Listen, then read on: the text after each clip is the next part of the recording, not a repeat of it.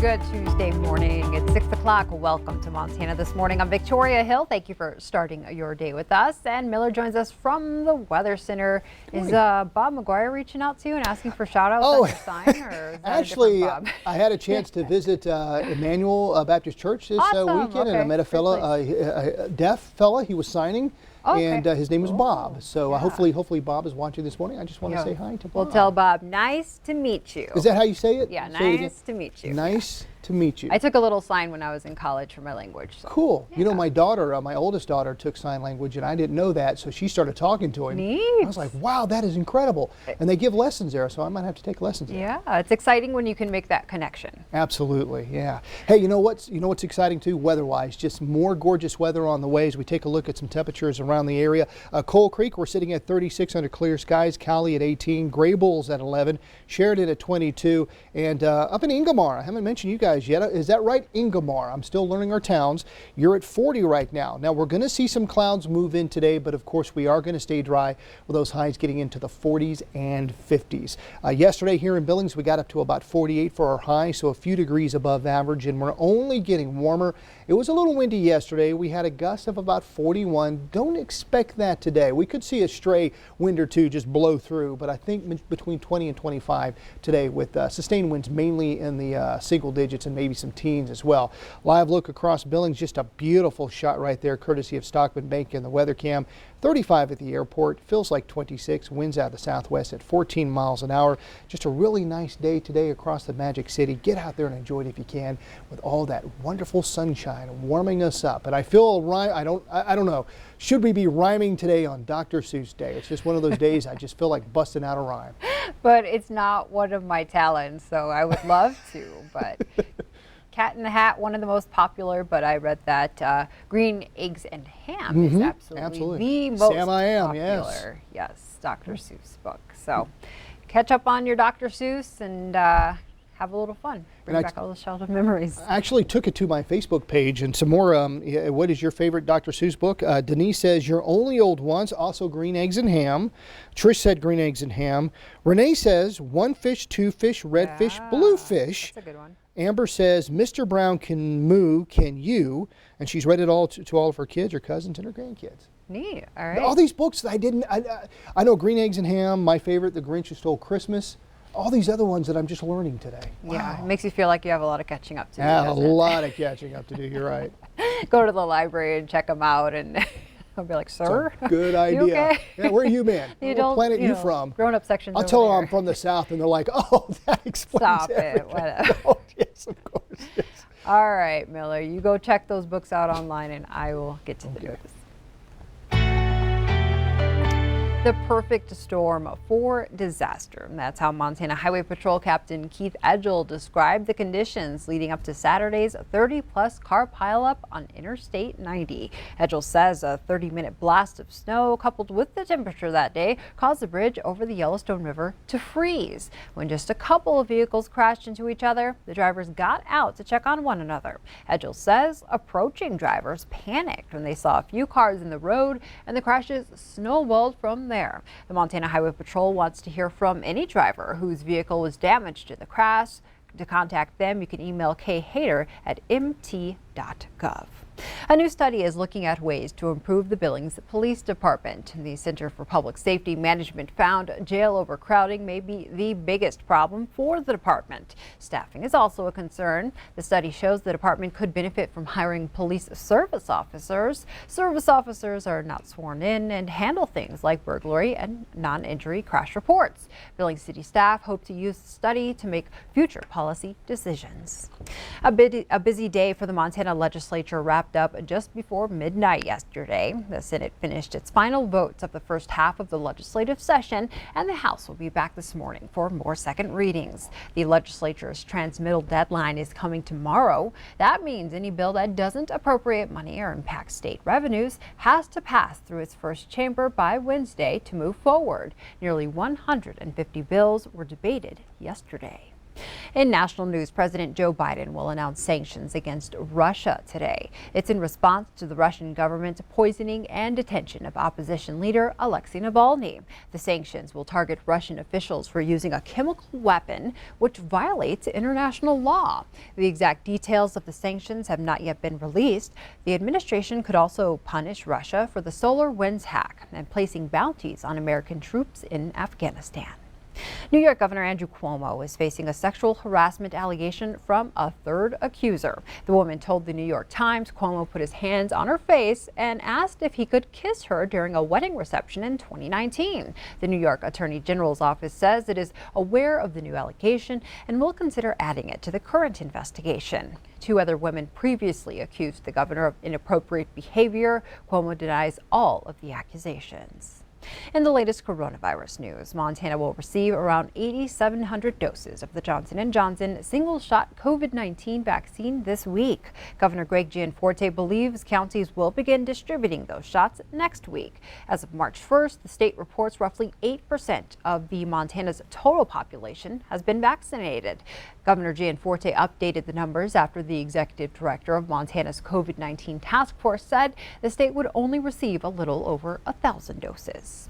The new Johnson & Johnson vaccine doesn't have the same logistical challenge of the Pfizer and Moderna versions. It's a single-dose vaccine and can be shipped and stored at standard refrigerated temperatures. But Johnson & Johnson and its partners face the same challenge of supply and demand that all manufacturers have to manage. CNN's Dr. Sanjay Gupta is following the process. We have a plan to roll it out as quickly as Johnson & Johnson can make it. But the truth is, no matter how fast they go, it's never going to feel fast enough.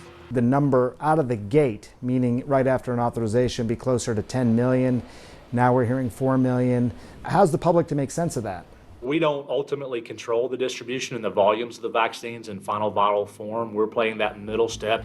Making a new vaccine by the millions was always going to be an impressive feat. Sean Kirk is the Executive Vice President of Manufacturing and Technical Operations at Emergent BioSolutions. And right now, he feels the weight of the world on his shoulders. You can't sacrifice safety and quality for speed. And it's his job to strike that balance. What is the biggest hurdle then to scaling up? The bottleneck is often time, and these things just don't happen overnight. It can be a multi-year time frame that we've undertaken, and fortunately we've been able to compress that down. Emergent BioSolutions is one of Johnson & Johnson's manufacturing partners. At its sprawling 112,000 square foot facility in Baltimore, it plays the key role of actually producing the viral vectors for the vaccine. Basically, the part that makes it work. What limits the capacity here? We're dependent upon a variety of different critical suppliers who also are rallying to the cause. So the entirety of this industrial orchestration, if you will, is very significant and is very complex. For starters, they have to grow the tissue cultures in these large reactors, so they're dealing with actual living organisms.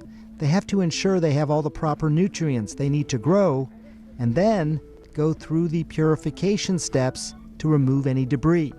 The manufacturing of biologic vaccine processes like these typically takes several weeks, upwards of a month. What's important to note is that we are in a cadence, which means we don't wait for a single lot to move all the way through before we initiate another lot. After all that, the newly manufactured vaccine is frozen and shipped more than 600 miles to another company, Catalent. That's in Bloomington, Indiana. What happens there? Fill and finish. And then every single vial is visually inspected. Hundreds per minute will pass through this process. It's fast, a breakneck speed, Kirk says. But again, in the middle of a pandemic, nothing is fast enough.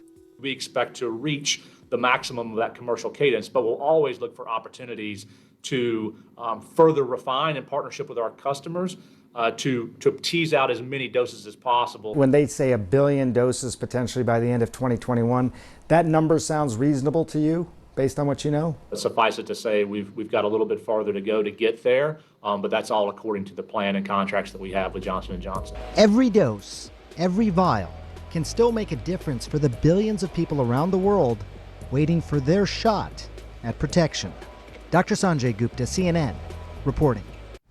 And now in business news, taking a trip to the Windy City will be easier than ever this summer. American Airlines is adding a direct flight between Billings and Chicago starting on June 3rd. The seasonal flight will operate every day, leaving Billings at 1:45 in the afternoon and landing at Chicago O'Hare International Airport at 5:45. The service will run through September 7th.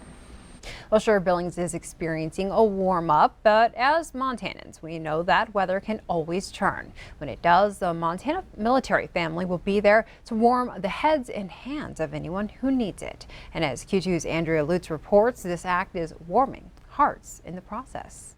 It wasn't too long ago, Billings was a frigid sight. Let this video from a week of sub-zero temperatures in February jog your memory. We'd give the shirt off of our backs and really teaching our kids to give back when you're able. Brittany Rains and her husband grew up in Montana. We went to MSUB and then my husband joined the Army and now we travel worldwide. Teaching kindness and generosity to their 6 children. Really, we've lived mostly in cold areas, and so we started in Alaska, actually. Started leaving hats and scarves around town with a note attached, letting whoever finds them know staying warm is a personal right. Mostly because we just noticed there was a large population living on the streets and wanted a simple way to give back. And soon their hand-delivered tokens of warmth grew into what's now called the Warm Up Project. You know, we never see who picks them up, and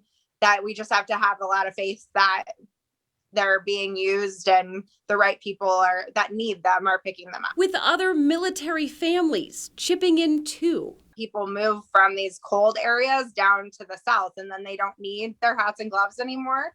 And so they donate them and then we turn around and wash them and we just handwrite the tags ourselves and go hang them up. Brittany says the hope is that others will pay it forward. We never know what kind of day somebody's having. So it's not for a targeted audience anymore. It's more about just making a difference in someone's day. It's just as easy for me to walk out of my house and maybe have underestimated how cold it was going to be. So when the world seems harsh and cold, it's often the generosity of others that keeps us warm. In Billings, Andrea Lutz, MTN News. The Warm Up Project is looking for what it calls change agents to help spread the message in warm clothing around the country. You can visit the Warm Up Project Facebook page to learn how to get involved.